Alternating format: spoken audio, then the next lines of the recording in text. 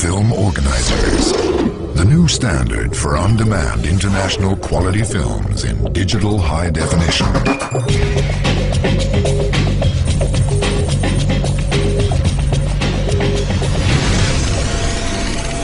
UFO.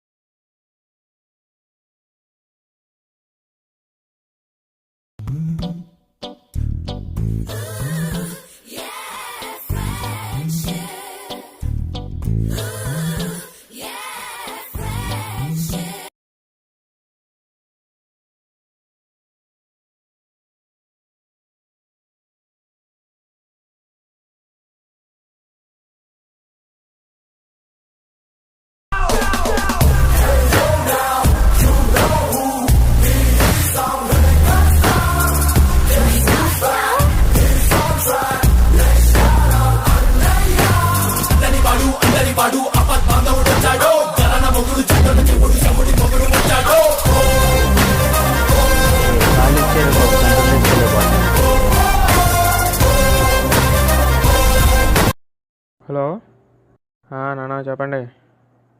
ఒక్కసారి ఆగండి. ఏంట్రా వీళ్ళు ఇంకా రాలేదు? అదిగో వస్తున్నారుగా Pawan Kalyan Prabhas. Hi, this is Amar Tej. జీవితంలో ప్రతి ఒక్కరికి ఫ్యూచర్ ఏంటో డిసైడ్ చేసుకునే టైం వస్తుంది. అలాగే నాకు కూడా వచ్చింది. అది డిసైడ్ చేసుకోవడానికి మా ఫ్రెండ్స్ దగ్గరికి నేను వెళ్తున్నా.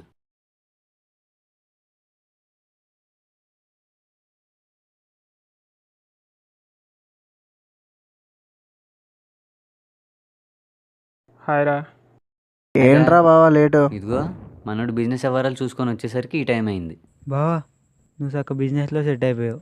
నాకు కూడా ఏదో ఒక జాబ్ ఉండే చూడు బావా, నేను సెట్ అయిపోతా. ఓకే, ముందాడు మ్యాటర్స్ ఎట్లా ఉన్నాయి తర్వాత చూద్దాం. నీ ప్రాబ్లం ఏంటి బావా? దా కూర్చో.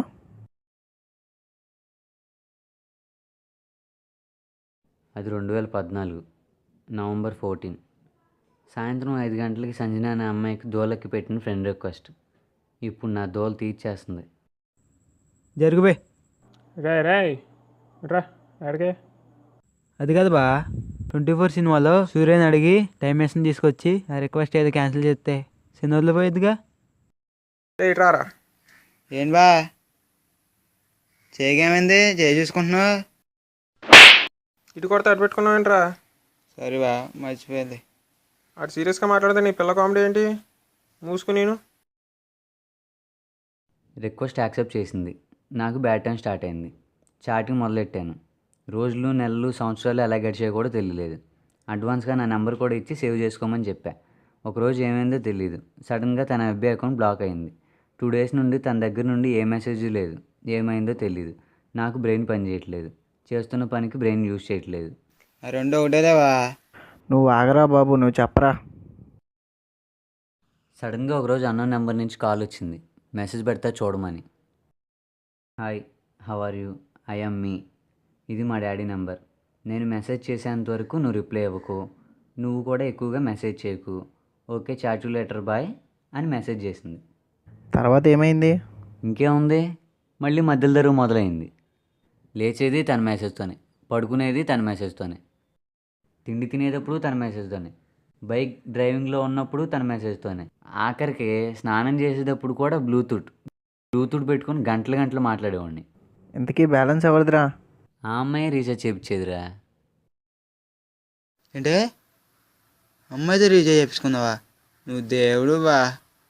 అయితే ఈ మధ్యనే ప్రియాంక అనే ఇంకో అమ్మాయి పరిచయం అయింది. ఇంతకీ ఎంతమంది అమ్మాయిలతో చాట్ చేస్తున్నావు? ఉంటారు, ఒక 20-30 మంది దాకా ఉంటారు. తప్పులేదు, అది కట్అవుట్ అలాంటి మరి. కానీ తను తినంత కాదు. తనే నా బెస్ట్ ఫ్రెండ్గా ఫీల్ అయ్యా. సంజనానే నా బెస్ట్ ఫర్ ఎవర్ అనుకున్నా. తనకంటే ఇంకెవరూ ఎక్కువ కాదు. అయితే ఒకరోజు ప్రియాంకతో చిన్న గొడవ మొదలైంది. అది చిన్నది కాస్త పెద్దదైపోయింది. తనతో కూడా ఏంటి బా, మాకు చెప్పకూడదండి. ఈడొకడు మన ప్రాణానికి లేదురా, అస్తమానం హుమ్ హుమ్ హుమ్ అంటుందని చిరాకేసి తిట్టిపారదొబ్బా. చిదినమ్మా జీవితం. ఈ అమ్మాయిలకి హిమ్ అనేవాడు ఎవడు నేర్పించాడో కానీ ప్రతిదానికి హిమ్ము హిమ్ము హిమ్ము. తిన్నామంటే హిమ్ము, పడుకున్నామంటే హిమ్ము, ఏం చేస్తున్నామంటే హిమ్ము. చిరాకు దొబ్బుతుందిరా బాబు. ఏంటిడు? ఇదిగో ఈ రొట్టగడు కూడా మొదలెట్టారా హిమ్ అంట హిమ్ము. మొన్న ఎక్కడ ఉన్నారా అంటే కాలేజీలో ఉన్నా అన్నాడు. కాలేజీలో కూడా ఎంతరో ఫోను వెళ్ళాలి చెప్పేది వినొచ్చు కదా అంటే హిమ్ అంట హిమ్ము. హిమ్ అంటే ఏంట్రా? ఓకే ఓకే అంది బావా. మరి ఓకే అంటే ఏం పోయి కలవరా నీకు? కొవ్వా షోనా? ఇంకొకసారి హిమ్గాని అన్నావా పగిలిపోద్దురే కుమాండ్లం బావా. ఏడు పెద్ద ఏమని పేరు అని చెప్పి ఇక్కడికి ఎత్తాలి మరి రెప్తాయి. ఏంట్రా? ఏం లేదు బావ, ఏం లేదు. ప్రియాంకతో గొడవ పడుతున్న టైంలో సంజన మెసేజ్ చేసింది. నేను కొంచెం బిజీగా ఉన్నా తర్వాత చాట్ చేస్తా అని చెప్పా.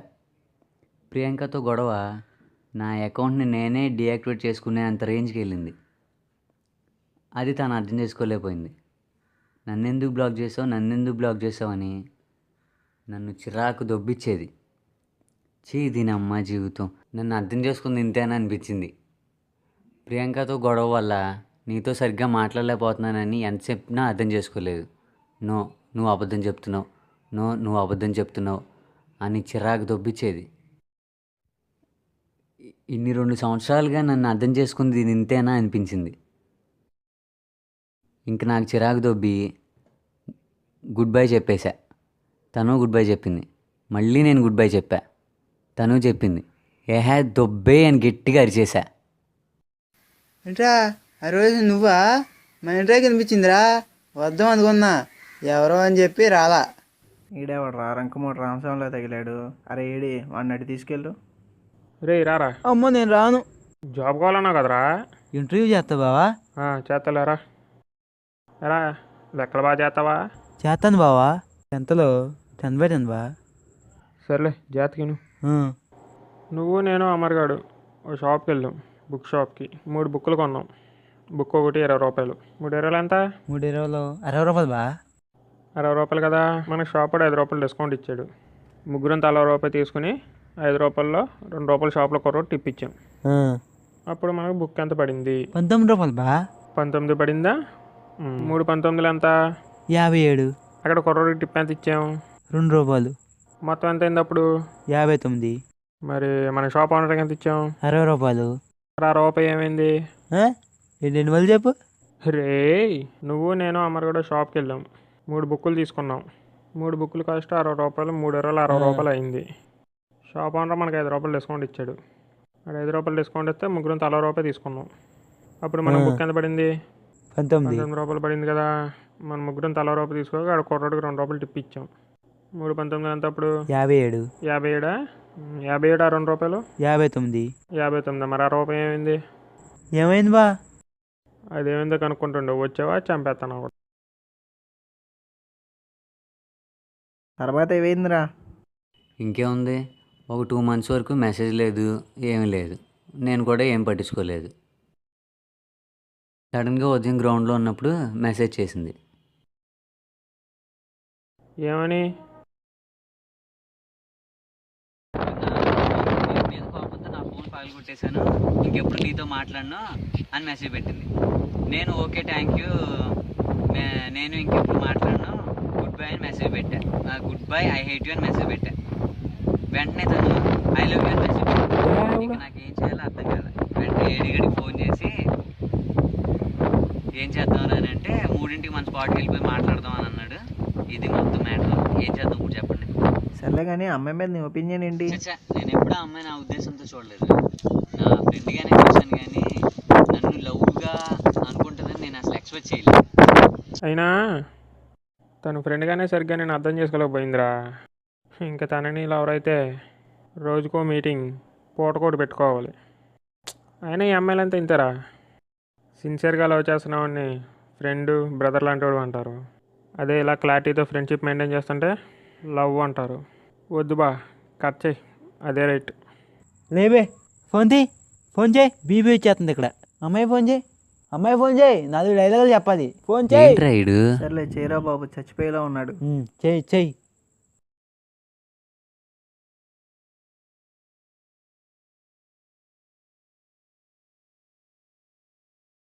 ఫోన్ స్విచ్ ఆఫ్ అంటారా? చెయ్యి దీని అమ్మ జీవితం. ఏంటి? ఎక్కడికి? ఇట్రా 4 డైలాగులు ఏవో చెప్తా అన్నావు కదరా.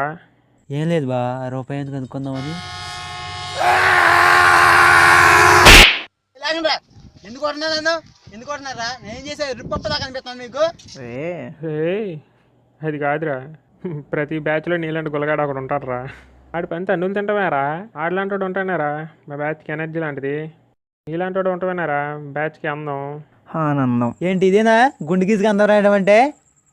నీ అబ్బా, నువ్వు మారవరా? సిగ్గులేతారా నీకు? ఆడితే అసలు పరిచయం లేదు బా. అరే ఏడి, ఒకసారి మీ శ్రావణికి కూడా ఫోన్ చేసి కన్ఫర్మ్ చేసుకో. మా బంగారంతో అలాంటి ప్రాబ్లమే రాదురా. రే మూసుకొని ఫోన్ చేయి. నీ సంగతి తర్వాత చెప్తా.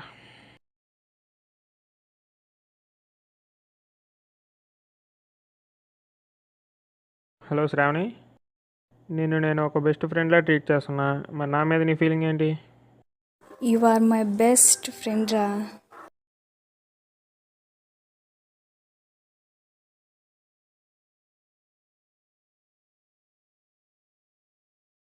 తిప్పించింది 2 రూపాయలు, మేము తీసుకున్న 3 రూపాయలు, ఆడికి 60 రూపాయలు సరిపోయింది. రే ఆయన వదిలేసావురా. రే ఆ పాప రా, రూపాయి ఏందో దొరికిందా? కనబడలేదు బావా, ప్లీజ్ బావా చెప్పు బావా. జోబిల్లో చూడు.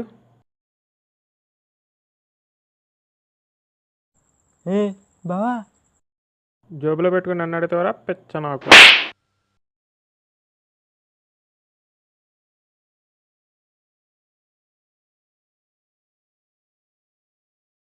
బావా అది ప్రాబ్లం సాల్వ్ అయిపోయిందిగా. సాయంకాలం బీర్లు పెట్టుకొని సేమ్ లొకేషన్కి వచ్చేయండి, పీతల్లా తగ్గిపడిపోదాం. నీ అంకమ్మ, నీ బతుకు బీలోడే తక్కువ ఇప్పుడు. మూసుకుని నడు.